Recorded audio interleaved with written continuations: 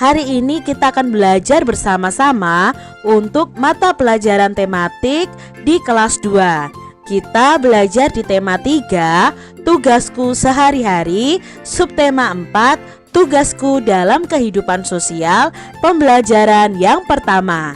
Mari adik-adik kita belajar dengan penuh semangat ya. Siswa kelas 2 rajin belajar. Mereka sering belajar kelompok. Ibu guru membimbing siswa dalam kerja kelompok. Semua siswa menghormati guru. Semua guru menyayangi siswa. Selama kerja kelompok, antar siswa ini saling bekerja sama.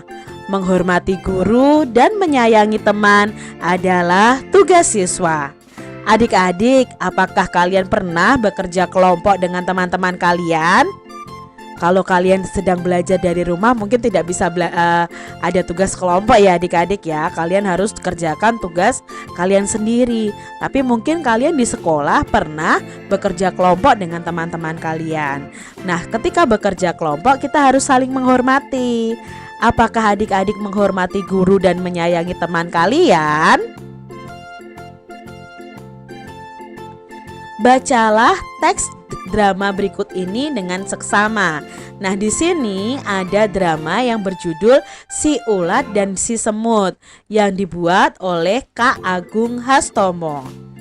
Suatu ketika, si ulat menemukan buah apel manis di ranting pohon yang tidak begitu tinggi. Wah, apel. Nyam, nyam. Pasti rasanya manis. Coba kata si ulat. Si ulat bersiap menyantap apel itu. Tapi tiba-tiba, "Hei ulat, apa kamu tidak melihat ada aku di sini? Apel ini milikku. Aku yang lebih dulu menemukannya. Jadi aku yang berhak memilikinya. Pergi kamu," kata si semut. "Pergi kamu dari sini sebelum kupanggilkan teman-temanku untuk mengusirmu." Lalu si ulat menjawab, "Hei semut, jangan begitu dong. Apel ini kan besar dan bulat, jadi cukup untuk kita makan berdua." Tapi si semut berkata, "Tidak bisa. Apel ini milikku. Aku yang pertama kali menemukannya. Jangan coba-coba kamu memakannya. Pergi sana, cari apel yang lain," kata si semut. "Apa kamu bilang? Sini kalau berani." Ini si ulat mulai menantang adik-adik. "Siapa takut?" jawab semut. "Rasakan gatalnya bulu-buluku nanti," kata si ulat. Si semut dan si ulat yang hendak berkelahi saling gigit. Tiba-tiba mereka kaget. "Wah, ada apel besar. Lumayan siang-siang begini," kata seorang anak adik-adik. Si semut dan si ulat berhenti berkelahi. Mereka saling memandang. Lalu si semut berkata, "Ada juga yang mau makan apel ini." Lalu ulat punya ide adik-adik. Bagaimana kalau dia yang makan? Kita tidak dapat apa-apa dong. Si semut dan si ulat berpikir.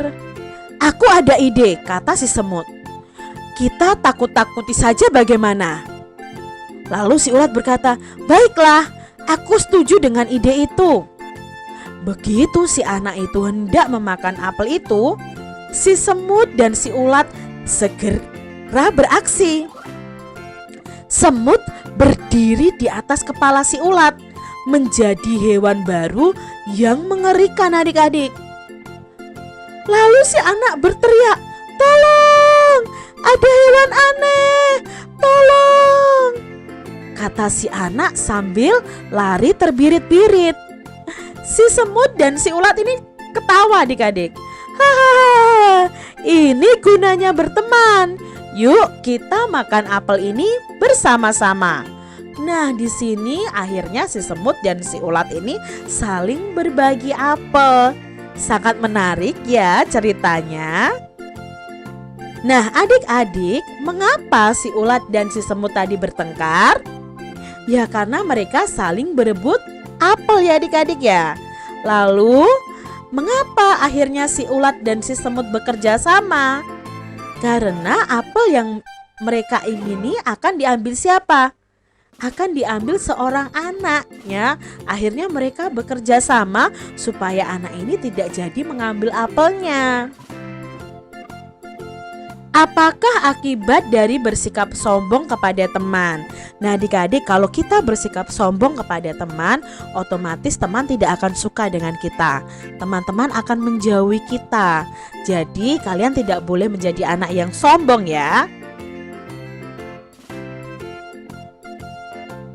Apakah akibat sikap serakah kepada teman?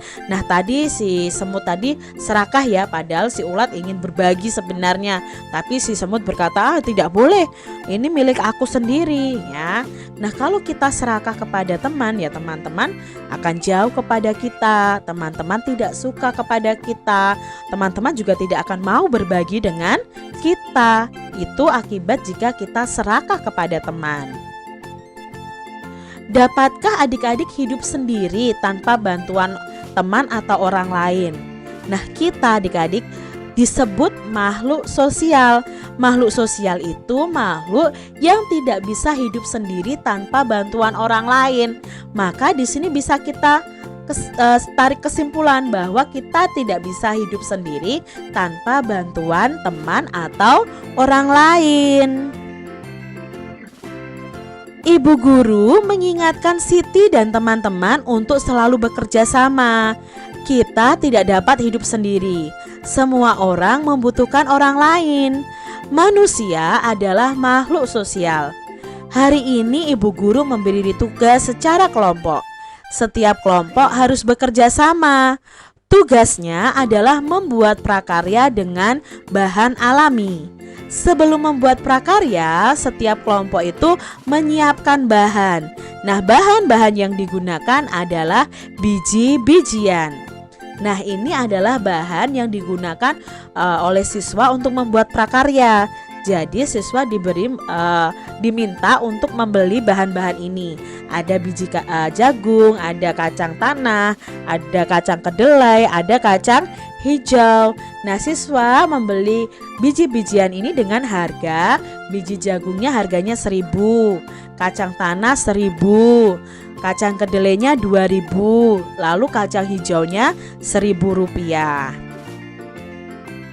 Nah sekarang coba kita akan hitung total harga belanjaan Siti. Nah dengan tabel di bawah ini. Biasanya kalau kita membeli sesuatu itu kita akan mendapatkan namanya nota adik-adik ya. Memberi barang itu kita mendapatkan nota. Nah di nota itu akan tercantum nama barang, harga dan total harganya. Contohnya seperti tabel ini. Kacang hijau itu harganya Rp1.000. Kacang kedelai harganya Rp2.000. Lalu kacang tanah harganya Rp1.000.